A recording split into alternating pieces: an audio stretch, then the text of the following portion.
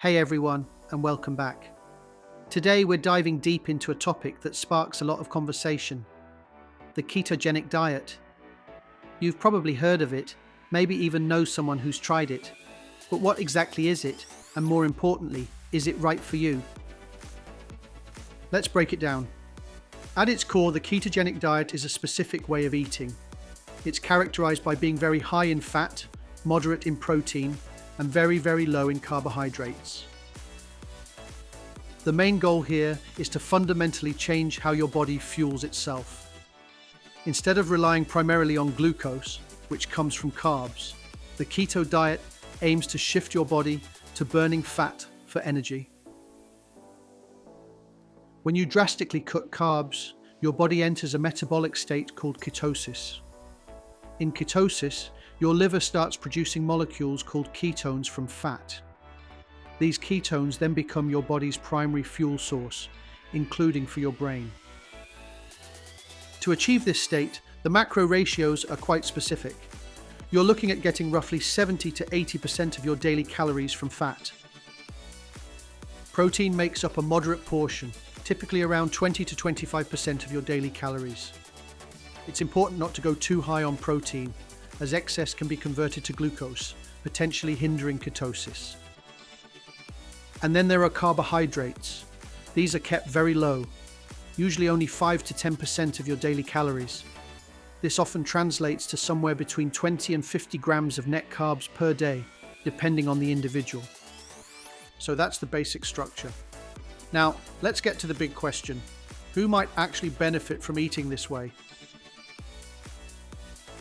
One of the most common reasons people explore keto is for weight loss. Many individuals find that they experience rapid initial weight reduction when starting the diet. This isn't just about cutting calories, though that often happens naturally on keto. The diet can help stabilize blood sugar levels, which in turn can significantly reduce hunger and cravings. When your blood sugar isn't spiking and crashing, you often feel more satisfied and less likely to snack constantly.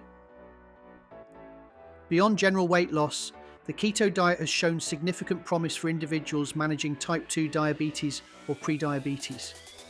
It can lead to remarkable improvements in insulin sensitivity. By drastically reducing carbohydrate intake, you reduce the need for insulin, allowing your body's cells to become more responsive to the insulin that is present. This directly contributes to better blood sugar control. Many people with type 2 diabetes on keto see their A1C levels improve and may even be able to reduce or eliminate certain medications, always under medical supervision, of course. Individuals diagnosed with metabolic syndrome may also find substantial relief from their symptoms on a ketogenic diet. Metabolic syndrome is a cluster of conditions that increase your risk of heart disease, stroke, and diabetes. One component of metabolic syndrome is high blood pressure. Studies and anecdotal evidence suggest that keto can help lower blood pressure in many individuals. Another common issue is elevated triglycerides, a type of fat in your blood.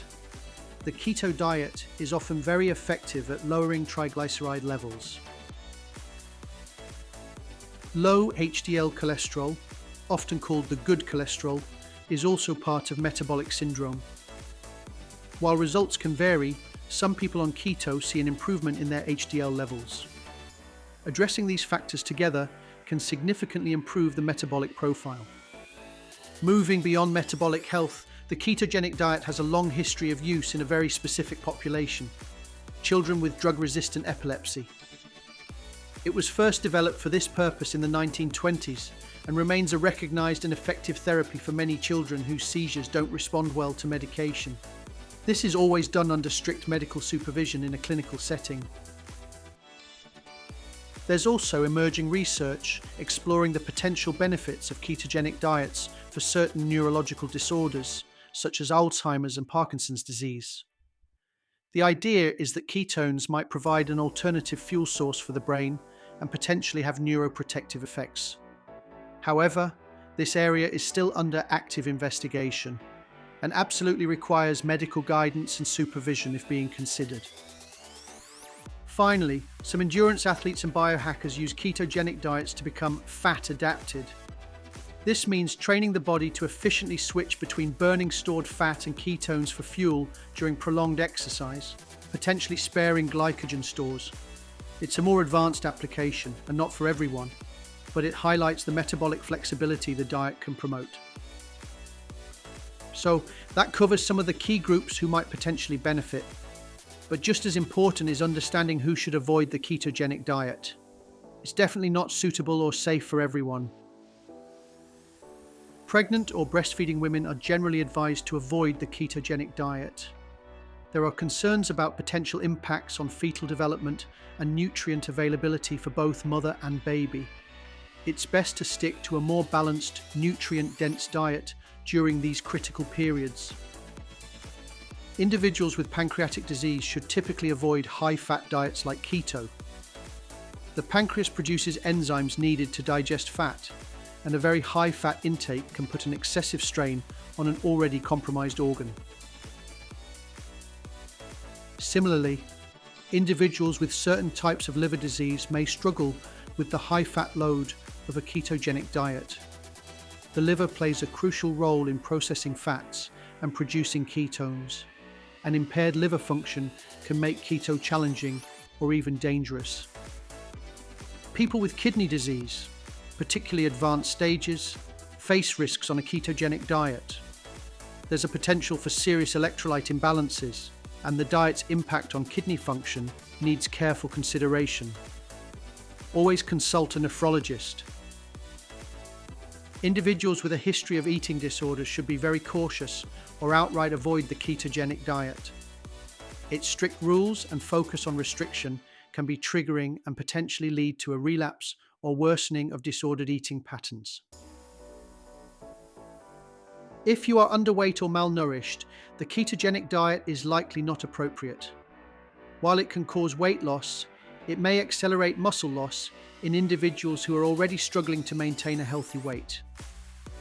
Lastly, individuals with gallbladder issues, such as gallstones, may find that a high-fat diet worsens their symptoms. The gallbladder releases bile to help digest fat, and a large influx of fat can sometimes trigger pain or other issues. Beyond these specific conditions, there are also some red flags to watch out for if you do decide to try keto. These are signs that the diet might not be right for your body, even if you don't fall into the avoid categories. Persistent fatigue is one such sign. While the initial keto flu is common as your body adapts, feeling constantly drained and low on energy beyond that first week or two could indicate an issue. Noticeable thinning hair or brittle nails can sometimes be a sign of nutrient deficiencies. While keto can be nutrient dense, it requires careful planning to ensure you're getting enough vitamins and minerals, especially from restricted food groups. Persistent digestive issues, whether it's ongoing constipation or chronic diarrhea, are also red flags.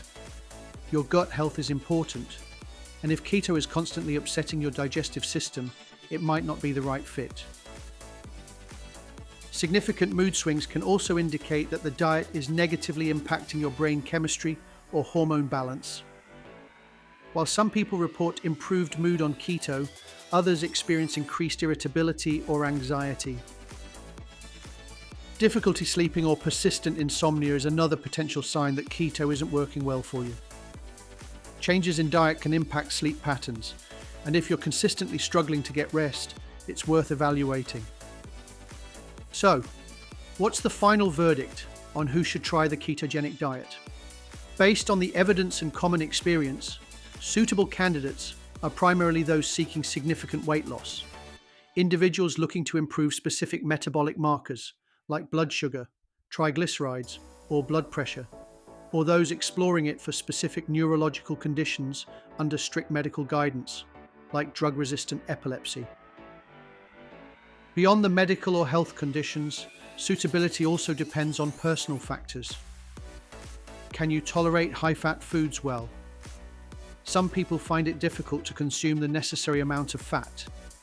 Are you comfortable with significant dietary restrictions?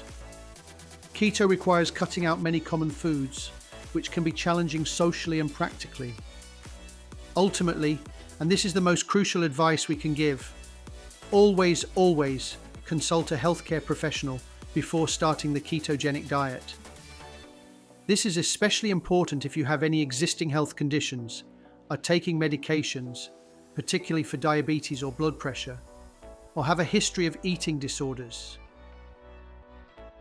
A doctor or a registered dietitian can help you determine if keto is safe and appropriate for your individual health status and goals.